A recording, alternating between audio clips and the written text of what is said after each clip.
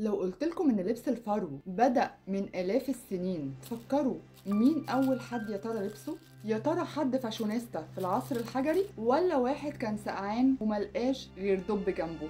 زمان قوي قبل ما يبقى فيه محلات براندات وفساتين شتوي، كان فيه بني آدم بسيط عايش حياته في الغابة. فجأة الجو بقى ساقع قوي، والمشكلة إن لبس البني آدم ما كانش مبطن حتى. وفي يوم الراجل ده بص جنبه ملقاش حواليه غير دب، فقال وفكر هو الدب ده أحسن مني في إيه يا ترى؟ ده متدفي 24 ساعة في السبع أيام، يبقى الحل إن أنا آخد الجاكيت بتاعه.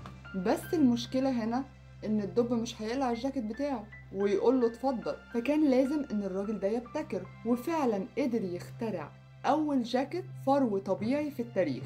بس للأسف الدب ما كانش مبسوط من الفكرة، ومن هنا بدأت موضة الفرو.